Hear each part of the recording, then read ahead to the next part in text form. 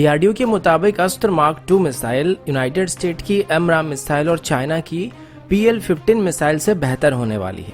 China के पास अब एक ऐसी लेजर वेपन मौजूद है जो कि भारत तो क्या यूनाइटेड स्टेट की भी सैटेलाइट को नष्ट कर सकता है।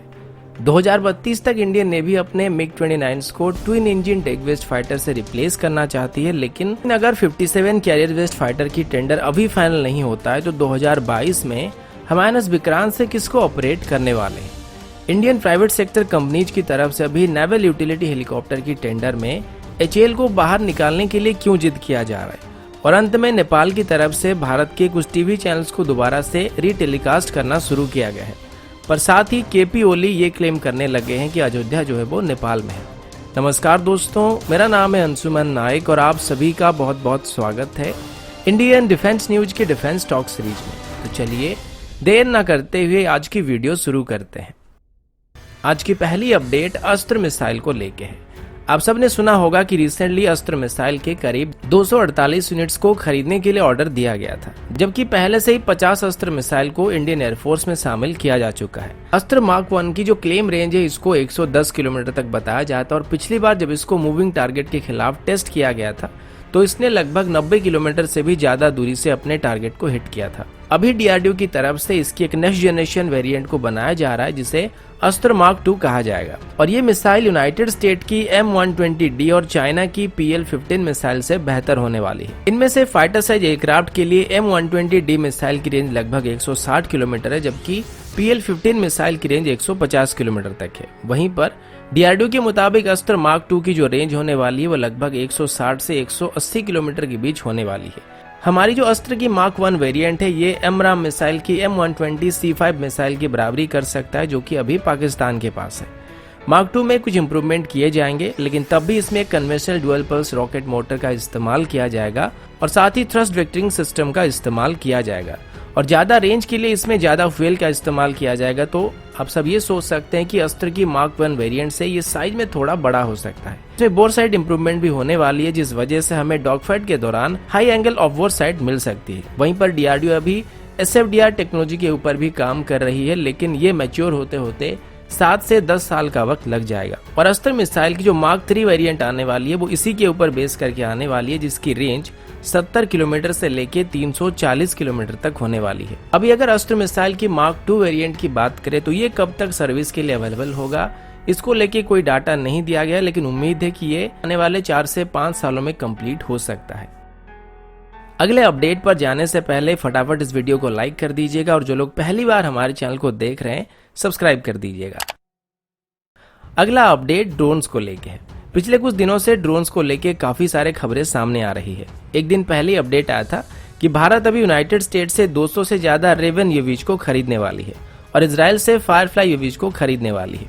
आज इसी को लेके NI में एक और अपडेट आया जिसके मुताबिक भारत अभी इजराइल से एडिशनल हेरॉन ड्रोन को भी खरीदने वाली है। हेरॉन ड्रोन्स की बात करें तो इसको हम पहले भी इस्तेमाल कर रहे हैं और अभी चाइना के साथ चल रहे फेस ऑफ के दौरान भी इसको लद्दाख में डिप्लॉय किया गया है। अभी हमारे पास जो हेरॉन टीपी ड्रोन मौजूद है इनको हमारी तीनों सेनाओं में इस्तेमाल किया जाता है। ये ड्रोन्स लगातार 2 दिन तक उड़ान भर सकते हैं और करीब करीब 10 किलोमीटर की ऊंचाई तक उड़ान भर सकते हैं, लेकिन ये ड्रोन्स अनार्म ड्रोन है, यानी कि हम इसमें किसी प्रकार का हथियार का इस्तेमाल नहीं कर सकते हैं और सिर्फ इनको सर्वेलेंस के लिए या फिर रिकॉनेंस के लिए इस्तेमाल कर सकते हैं। अभी आर्मी की तरफ से एडिशनल आर्म्ड हेरॉन ड्रोन को खरीदने का फैसला किया गया है। साथ ही हमारी एग्जिस्टिंग हेरॉन फ्लीट को अपग्रेड करके आर्म्ड वर्जन में कन्वर्ट करने का फैसला किया गया है। इस प्रोजेक्ट का नाम अभी प्रोजेक्ट चीता रखा गया है। अभी जो एडिशनल ड्रोन खरीदे जाएंगे उनको गवर्नमेंट की तरफ से दिए गए स्पेशल फाइनेंशियल पावर की मदद से खरीदा जाएगा। साथ ही additional spike anti tank guided missile को भी खरीदने की बात अभी सामने आई है, क्योंकि अभी हमें लगभग 50,000 से ज्यादा man portable anti tank guided missile की जरूरत है, जबकि पिछली बार हमने बस 12 लॉन्चर और 200 स्पाइक मिसाइल खरीदा था और बाकी डीआरडीओ की man portable anti tank guided missile को इंडक्ट करने की बात की गई थी, लेकिन अभी तक डीआरडीओ की मिसाइल तैयार नहीं हो रही है, जिस वजह से इमरजेंसी बेसिस पर एडिशनल स्पाइक मिसाइल को खरीदने के लिए ऑर्डर दिया जाएगा। अगला अपडेट इंडियन नेवी की नेवल यूटिलिटी हेलीकॉप्टर टेंडर को लेके है। इकोनॉमिक टाइम्स में आई रिपोर्ट के मुताबिक नेवल यूटिलिटी हेलीकॉप्टर की टेंडर में पार्टिसिपेट करने वाले प्राइवेट सेक्टर कंपनी अभी HAL को इस टेंडर से बाहर निकालने के लिए बोल रहे हैं। इसके पीछे वजह यह है कि प्राइवेट सेक्टर कंपनियों का क्लेम है कि HAL एक गवर्नमेंट फंडेड इंस्टीट्यूशन है, जिस वजह से इसे काफ़ी सारे सब्सिडी मिल जाएगी, जिस वजह से ये बाकी कम्पिटिटर्स के मुकाबले काफ़ी कम बिड कर सकता है। और भले ही हम एक कम कीमत पर हेलीकॉप्टर को डिलीवर कर सके, लेकिन यहाँ पर प्राइवेट सेक्टर कंपनियों के लिए नुकसान होने वाला है। इस टेंडर में अभी भारत की प्राइवेट सेक्टर कंपनियों की बात करें तो उसमें भारत फॉग, महिंद्रा डिफेंस, अदानी डिफेंस और Tata aerospace and defence participate कर रहे हैं। पहले ही इस टेंडर से एचएएल को बाहर कर दिया गया था, लेकिन मई के महीने में जब दोबारा इस टेंडर को रीवैल्यूएट किया गया तो एक्सपोर्ट पोटेंशियल को नजर में रखते हुए एचएएल को इसमें शामिल किया गया था। और सबसे बड़ी बात यह कि एचएएल अभी खुद के हेलीकॉप्टर को बना रही है, जिसको आने वाले 3 सालों के अंदर यूटिलिटी प्लेटफॉर्म में ऑफर किया जा सकता है। और अगर एचएएल की हेलीकॉप्टर को सिलेक्ट किया जाता है तो हमें किसी फॉरेन कंपनी से हेलीकॉप्टर खरीदने की जरूरत नहीं पड़ेगी। वहीं पर अगर प्राइवेट सेक्टर कंपनियों की लिहाज से देखा जाए तो उनके लिए प्रॉब्लम क्रिएट कर सकता है। उनका कहना यह है कि पिछले 70 सालों में एचएएल इकलौता ऐसा मेजर कंपनी है जो कि एरोस्पेस सेक्टर में भारत में उभर कर आगे आया है। और अगर हर बार एचएएल को ही मौका दिया जाएगा तो हमारी कोई भी और कंपनी आगे नहीं जा पाएगी। और अगर मल्टीपल कंपनी एरोस्पेस सेक्टर में उभर कर आते हैं तो इसमें आगे चल के हमको ही फायदा होने वाला है, क्योंकि कंपटीशन बढ़ने के साथ साथ प्रोडक्ट की क्वालिटी बढ़ने के साथ साथ प्राइस कम होती जाएगी। एक और पॉइंट ये भी बताया गया था कि एचएएल के पास अभी ऑर्डर फुल है, क्योंकि तेजस से लेके कामोव 2260 हेलीकॉप्टर को लेके सभी एचएएल के द्वारा ही बनाया जाएगा।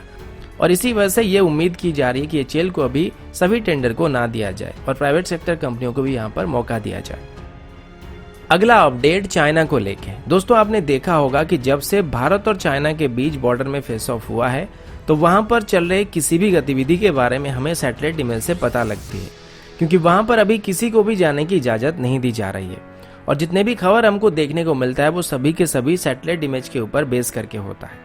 हमारे पास अभी खुद के सैटेलाइट मौजूद है जो कि दिन और रात में भी हमारी बॉर्डर के ऊपर निगरानी रख सकते हैं और वहां पर क्या क्या चल रहा है उसकी गतिविधि के बारे में भी पता लगा सकते हैं। लेकिन अभी जी मीडिया में एक रिपोर्ट के मुताबिक चाइना के पास अभी एक ऐसी लेजर वेपन मौजूद है जो कि भारत और यहां तक कि यूनाइटेड स्टेट की सैटेलाइट्स को भी नष्ट कर सकता है।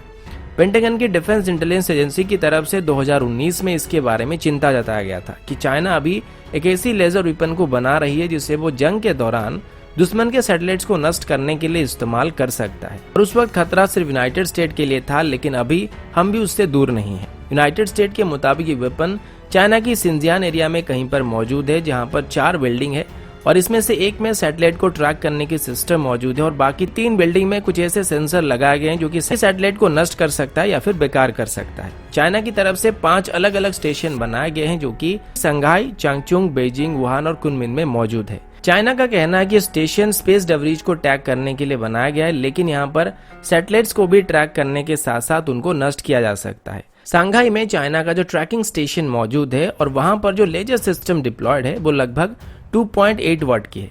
और थ्योरी के मुताबिक अगर 1 वाट की लेजर वेपन से सैटेलाइट के ऊपर हमला किया जाता है तो 1000 में से 1 चांस ऐसा होता है कि सैटेलाइट के ऊपर इसका बुरा असर पड़ सकता है और उसके इलेक्ट्रॉनिक सिस्टम खराब हो सकते हैं। वहीं पर सुनने में आया कि स्पेस डेब्रिज को ट्रैक करने के लिए चाइना अभी वहां पर 60 वाट की लेजर सिस्टम को डिप्लॉय कर रखा है। डायरेक्ट एनर्जी वेपन के अलावा सैटेलाइट को एंटीसेट मिसाइल के जरिए भी नष्ट किया जा सकता है, जिस तरीके से पिछले साल डीआरडीओ की तरफ से टेस्ट किया गया था। अभी भारत के अलावा यूनाइटेड स्टेट, रशिया और चाइना के पास दुश्मन के सैटेलाइट को नष्ट करने वाली खूबियां मौजूद है, लेकिन लेजर वेपन्स मिसाइल के मुकाबले ज्यादा खतरनाक होते हैं और इसी वजह से यूनाइटेड स्टेट की तरफ से लगातार चाइना के ऊपर नजर रखा जा रहा है, क्योंकि यूनाइटेड स्टेट और चाइना के बीच हुई किसी भी कॉन्फ्लिक्ट के दौरान सैटेलाइट काफी मेजर रोल प्ले करने वाले हैं और चाइना यूनाइटेड स्टेट के सैटेलाइट को नष्ट करने की कोशिश जरूर करने वाला है और अभी ये लॉजिक हमारे ऊपर भी अप्लाई हो जाती है। अगला अपडेट इंडियन नेवी की तरफ से है। द हिंदू में एक रिपोर्ट के मुताबिक इंडियन नेवी 2032 तक आईएनएस विक्रमादित्य से मिग-29 फाइटर जेट को रिटायर करना शुरू करने वाली है और बदले में twin engine deck based fighter को इंडक्ट करने का प्लान किया है। नेवी का कहना है कि मिग-29 का रिटायर होने का जो टाइम पीरियड है वो 2034 तक है, लेकिन अगर हमारी twin engine deck based fighter को 2032 तक ही तैयार कर लिया जाता है, मिग-29 को पहले ही रिटायर करना शुरू किया जा सकता है, यानी कि धीरे धीरे 2032 से twin engine deck based fighter को आईएनएस विक्रमादित्य में डिप्लॉय करना शुरू किया जाएगा और ठीक उसी तरीके से मिग-29 को भी रिटायर करना शुरू कर दिया जाएगा और 2034 तक सभी मिग-29 को आईएनएस विक्रमादित्य से डीकमीशन कर दिया जाएगा। हमारी दूसरी एयरक्राफ्ट कैरियर आईएनएस विक्रांत के बारे में बात करें तो ये 2022 तक ऑपरेशनल होने वाली है, लेकिन इससे ऑपरेट करने के लिए जो 57 कैरियर बेस्ड फाइटर का टेंडर फ्लोट किया गया था उसे फंड की कमी होने की वजह से आगे बढ़ाया नहीं जा रहा है। इसमें अभी राफेल एम और बोइंग की F-18 सुपर हॉर्नेट को इवेल्युएट किया जा रहा है, क्योंकि अगर 2022 तक INS विक्रांत तैयार हो जाता है तो इसमें ऑपरेट करने के लिए हमारे पास फाइटर जेट नहीं है। अभी इंडियन नेवी के पास टोटल 45 MiG-29 मौजूद है, जो कि दोनों कैरियर से ऑपरेट करने के लिए सफिशिएंट नहीं है। और twin engine deck based fighter की बात करें तो HAL के मुताबिक ये 2026 के बाद ही तैयार हो पाएगी और प्रोडक्शन के लिए और भी डिले हो सकती है। तो यहाँ पर किसी भी कीमत पर INS विक्रांत की टाइमलाइन में ये तैयार नहीं हो पाएगा। अब अगर 57 कैरियर बेस्ड फाइटर टेंडर को अभी फाइनल कर दिया जाता है, तब भी 2022 तक हमें फाइटर जेट डिलीवर नहीं किए जाएंगे।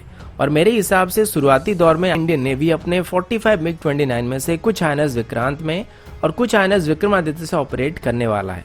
और अगर इस टेंडर को आगे बढ़ाया जाता है तो मेरे हिसाब से F-18 से राफेल ज़्यादा सही रहेगा, क्योंकि F-18 का थ्रस्ट बाय वेट रेशियो काफ़ी खराब है, जिसको स्की जंप कैरियर से ऑपरेट करना काफ़ी मुश्किल होगा और ये फुल लोड के साथ कभी भी हमारे INS विक्रांत से टेक ऑफ नहीं कर पाएगा। बाकी अगर यूनाइटेड स्टेट की बात करें तो उसकी जितने भी कैरियर है उन सभी में ईमल टेक्नोलॉजी का इस्तेमाल किया जाता है, जिसमें फाइटर जेट्स तो क्या बल्कि AWACS को भी लॉन्च किया जा सकता है। तो इसी वजह से यूएस के कैरियर से इसको ऑपरेट करने में कोई दिक्कत नहीं होता है, लेकिन हमारे लिए राफेल ज्यादा सही रहेगा।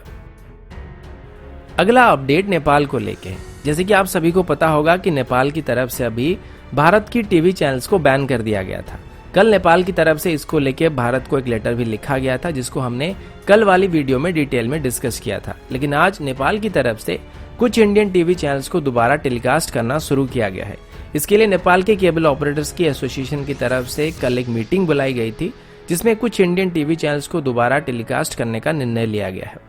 लेकिन फिर भी अभी कुछ ऐसे टीवी चैनल हैं जिनको बैन करके रखा गया है, और इसका जो कारण दर्शाया गया है वो ये था कि इंडियन टीवी चैनल्स में मिस इन्फॉर्मेशन फैलाया जा रहा है, जो कि नेपाल को और उनके लोगों को बुरा लग रहा है। दिल से लगता है भाई, बुरा लगता है भाई, आप लोग भी जानते हैं। इस बात पर जरा गौर कीजिएगा, क्योंकि रिसेंटली KP ओली ने कहा है कि भगवान श्री राम जी का जन्म स्थान थोरी में है, जो कि सदन नेपाल में पड़ता है, और अयोध्या भी नेपाल में है। आप सबको पता होगा कि सोनाक्षी दीदी ने जब रामायण को लेके गलत जवाब दिया था तो उसको भयंकर रूप से ट्रोल किया गया था। लेकिन मुझे ऐसा क्यों लग रहा है कि सोनाक्षी दीदी ने जो रामायण का किताब पढ़ी थी उसे महर्षि वाल्मीकि जी ने नहीं बल्कि KP ओली जी ने लिखा था। और यकीन मानिए, अगर मीम पर आ जाए तो आपको पता है ना यूपी का CM कौन है, और इस स्टेटमेंट के बाद अगर KP ओली जोगी जी को दिख गए तो पिटाई कुछ इस तरीके से होगी। आज मंगलवार है और स्क्रिप्ट लिखने से पहले मैंने हनुमान चालीसा का पाठ किया था, इसलिए गाली नहीं दे सकता। पर जब भी मैं इस इंसान को इस लड़की के साथ देखता हूँ, मुझे पता नहीं इस चीज की याद क्यों आती है। बाकी आप लोग समझदार हैं। तो दोस्तों, अभी के लिए इतना ही। मिलता हूँ आपसे अगले वीडियो में, तब तक के लिए जय हिंद, वंदे मातरम।